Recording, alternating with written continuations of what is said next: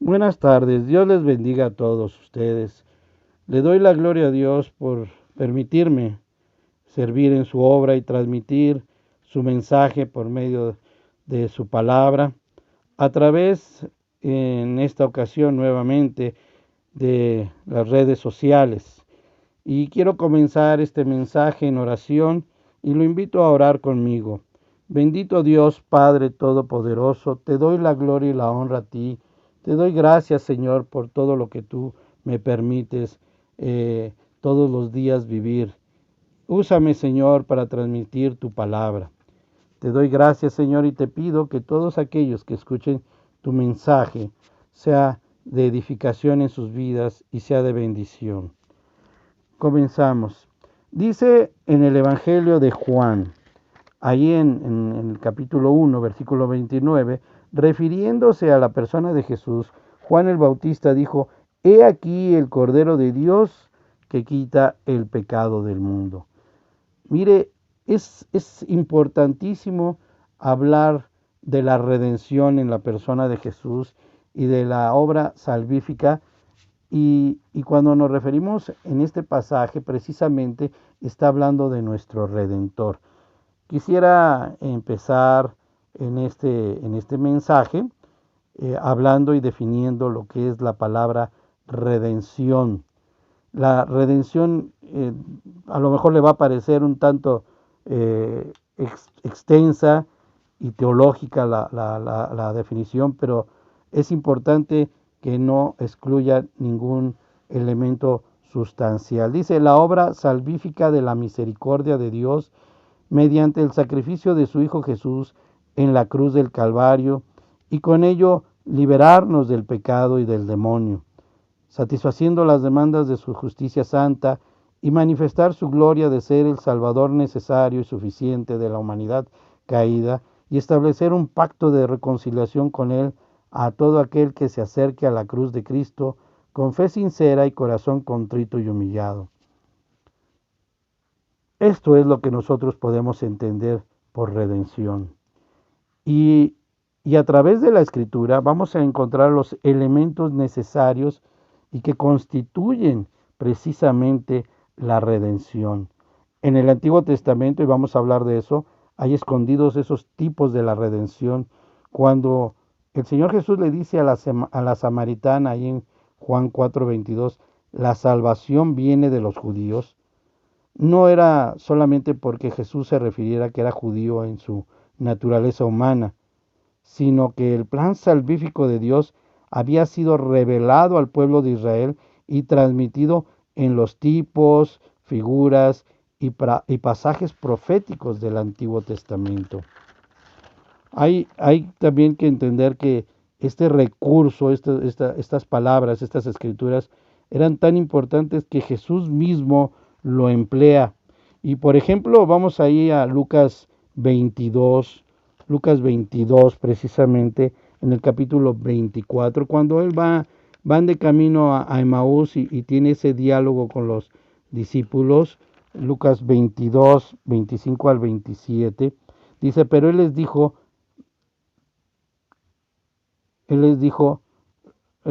perdón, Lucas 22, no, Lucas 24, perdón, Lucas 24,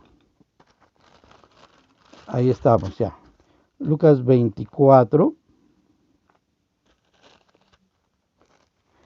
versículos 25 al 27, dice ahí: y fueron algunos de los nuestros al sepulcro, y hallaron así como las mujeres que habían dicho, pero él no le vieron. Entonces él les dijo: oh insensatos y tardos de corazón para creer todo lo que los profetas han dicho.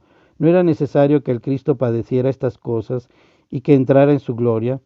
Y comenzando desde Moisés y siguiendo por todos los profetas, les declaraba en todas las escrituras lo que de él decían. Como cuando los mismos apóstoles, cuando predicaban el Evangelio, hacían uso de las escrituras. Pedro lo hizo y lo narra en el libro de Hechos, ahí en Hechos 3:18, en varios pasajes, en el capítulo 10.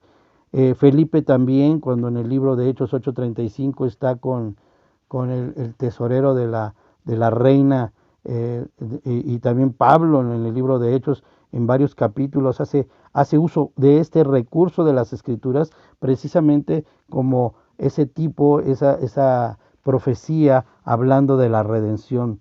Aquí es válido el dicho de Agustín al expresar el Nuevo Testamento está escondido en el Antiguo y el Antiguo Testamento está revelado en el Nuevo Testamento. Inclusive en el Antiguo Testamento está el mensaje sacrificial. Ahí desde Génesis 3:21 muchos estudiosos dicen y afirman que cuando Dios mismo cubrió con las pieles de los animales la desnudez de Adán y Eva, estaba ejemplificando o dando un tipo de una cubierta propiciatoria por el pecado de Adán y Eva, de su rebeldía, de su desobediencia. Pero la verdadera naturaleza del sacrificio judío se hace notoria en las normas del libro de Levítico. Las 5 principales clases de sacrificio tenían un carácter expiatorio, y esto era satisfacer las demandas de la ley y la santidad de Dios mediante el sacrificio de la víctima o de la ofrenda, sobre todo en el derramamiento de la sangre de las víctimas. Y al entender todo esto, nosotros podemos también captar mejor el mensaje cuando a Noé, nuestro Señor Jesucristo, Dios mismo le dice, la vida está en la sangre, lo dice en Génesis 9:4. O en el libro de Levítico, en capítulo 17:11, dice, porque la vida de la carne está en la sangre, ¿verdad? Ahí en el libro de Levítico, al hablar precisamente de los sacrificios. Vamos ahí al pasaje de Levítico 17, en el versículo 11, al respecto. ¿Qué tan importante es esto? Precisamente para entender por qué tenía que morir nuestro Señor Jesucristo en la cruz y por qué tenía que derramar su sangre. Dice, porque la vida de la carne en la sangre está, y yo la he dado para ser expiación sobre el altar por vuestras almas, y la misma sangre hará expiación de la persona. Es, sin embargo, en Hebreos 9:22 en el Nuevo Testamento, cuando se aclara, dice, sin derramamiento de sangre no hay perdón de pecados. Y sin embargo, la sangre de los animales solo podía poseer una representación típica, no real para quitar el pecado. Lo advierte el libro de Hebreos en el capítulo 9 y en el capítulo 10. Vamos a leer porque son importantes estos dos pasajes, estos versículos del libro de Hebreos, precisamente en relación a los sacrificios de los animales y cómo no eran suficientes para redimirnos del pecado, ¿verdad? Dice Hebreos 9, versículo 13 y 14, porque si la sangre de los toros y de los machos cabríos y las cenizas de la becerra rociadas a los inmundos santificaban para la purificación de la carne, cuanto más la sangre de Cristo, el cual mediante el Espíritu Eterno se ofreció a sí mismo, sin mancha a Dios, limpiará vuestras conciencias de obras muertas para que sirváis al Dios vivo. Esta es una advertencia de cuánto mayor, única y suficientemente es el sacrificio de nuestro Señor Jesucristo en la obra de expiación de nuestros pecados. Pero eso, el Redentor de la humanidad caída, tuviese que hacerse solidario con los redimidos y participando como ellos de carne y sangre y perteneciendo a la misma raza humana. Por eso dice que el Verbo se hizo carne. Dice en el libro de Hebreos, en el capítulo 2, versículos 11 en adelante, dice, porque el que santifica y los que son santificados de uno son todos, por lo cual no se avergüenza de llamarlos hermanos, diciendo, anunciaré a mis hermanos tu nombre, en medio de la congregación te alabaré, y otra vez yo confiaré en él, y de nuevo he aquí yo y los hijos que Dios me dio. Así que por cuanto los hijos participaron de carne y sangre, él también participó de lo mismo, para destruir por medio de la muerte al que tenía el imperio de la muerte, esto es al diablo, y librar a todos los que por el temor de la muerte estaban durante toda la vida sujetos a servidumbre. ¿Verdad? Qué interesante, dice en el versículo 16, porque ciertamente no socorrió a los ángeles, sino que socorrió a la descendencia de Abraham, por lo cual debía ser en todo semejante a sus hermanos, para venir a ser misericordioso y fiel sumo sacerdote en lo que a Dios se refiere, para expiar los pecados del pueblo. La semejanza en carne de nuestro Señor Jesucristo no era un mero capricho, no era un mero accidente en el cual Dios se hizo hombre, se hizo carne, no, estaba dentro de la obra salvífica para padecer en semejanza de carne y morir en igualdad con una naturaleza 100% humana para el perdón de nuestros pecados. Pero en esa naturaleza humana de nuestro Señor Jesucristo, sin pecado, ¿verdad? Porque Jesucristo, 100% hombre, 100% Dios, en su naturaleza humana, no pecó, no cometió pecado alguno, al que sin pecado por nosotros se hizo pecado, para morir en la cruz, para redimirnos de nuestro pecado y de la esclavitud del diablo. Pero aquí falta un detalle muy importante de explicar. Esos sacrificios respecto a los pecados del pueblo en general, siempre por supuesto con la mira puesta hacia el Calvario, es decir, al sacrificio en la cruz de nuestro Señor Jesucristo, no reconciliaban automáticamente a las personas con Dios. Solo la fe en el Mesías venidero y un corazón contrito y humillado pueden restaurar la comunión personal con Dios. Mire cómo dice el mismo libro de Levítico al respecto, en el capítulo 16, hablando del arrepentimiento, ¿verdad? O sea, no es nada más hacer el mero sacrificio como un formalismo, lo que tenían que hacer. Dice en Levítico 16, versículo 29, y esto tendréis por estatuto perpetuo, en el mes séptimo, a los 10 días del mes, afligiréis vuestras almas, y ninguna obra haréis, ni el natural ni el extranjero que mora entre vosotros. Y el versículo 31 dice, día de reposo es para vosotros, y afligiréis vuestras almas, es estatuto perpetuo. Al respecto también el rey David, cuando se arrepiente de su pecado al caer en adulterio con Betsabé, la mujer de Urías, dice en el Salmo 51, porque no nada más es presentar una ofrenda, un holocausto, no, dice el Salmo 51, que habla del arrepentimiento de David, dice en el versículo 16 y 17, porque no quieres sacrificio que yo lo daría, no quieres holocausto. Los sacrificios de Dios son el espíritu quebrantado, al corazón contrito y humillado no despreciarás tú, oh Dios.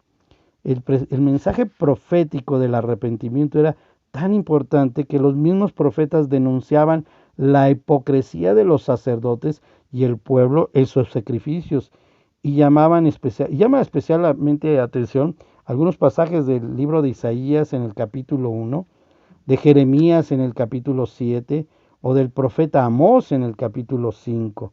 El pueblo y los sacerdotes presentaban las ofrendas, los sacrificios, los holocaustos, pero en realidad no lo estaban haciendo con un corazón arrepentido, no lo estaban haciendo con un corazón contrito y humillado, reconociendo la naturaleza de su pecado y la ofensa a Dios.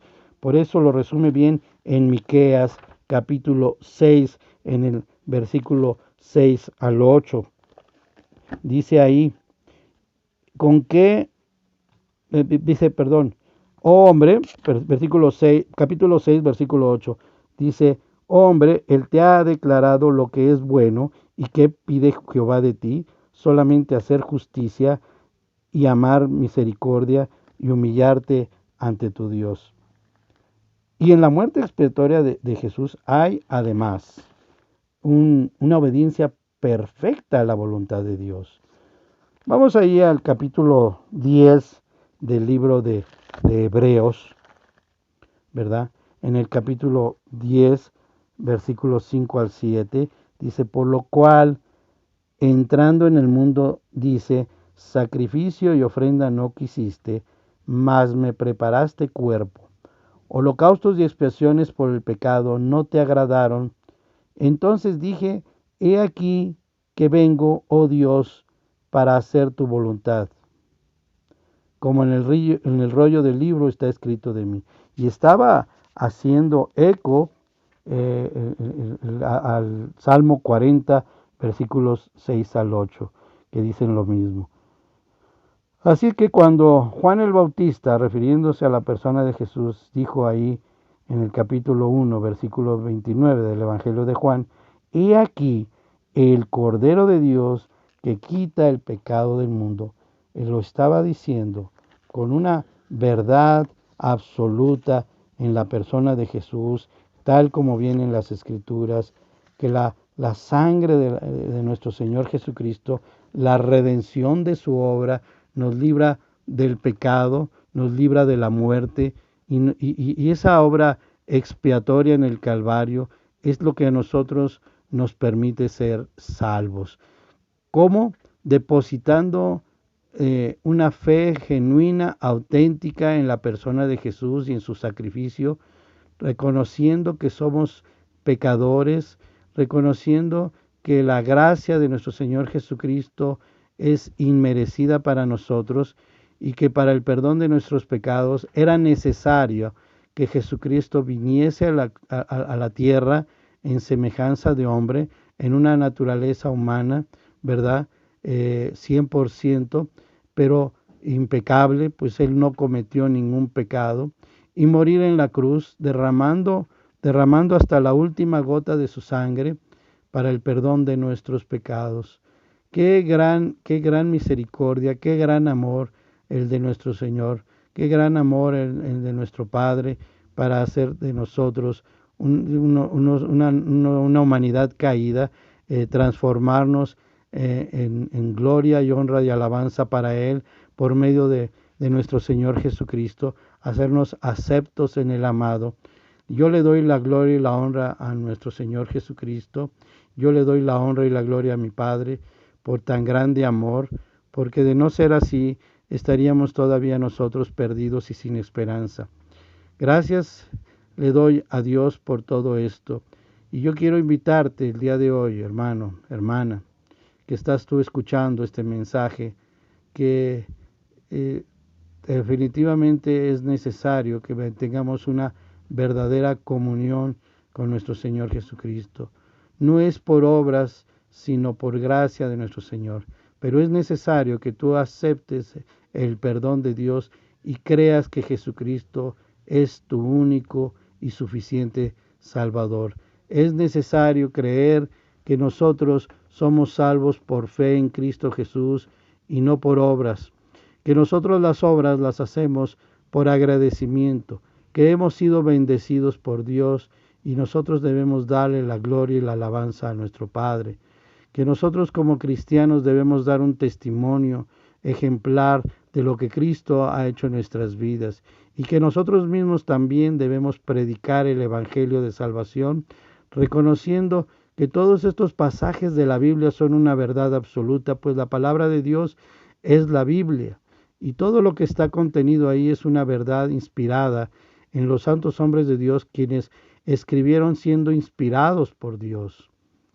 Ten fe en Cristo Jesús, reconoce que eres pecador y que por tus obras no serás salvo, sino por la gracia y misericordia de la cruz del Calvario, en la cruz del Calvario, la muerte de nuestro Señor Jesucristo. En Cristo Jesús tenemos salvación, en Cristo Jesús tenemos libertad, en Cristo Jesús tenemos esperanza y vida eterna.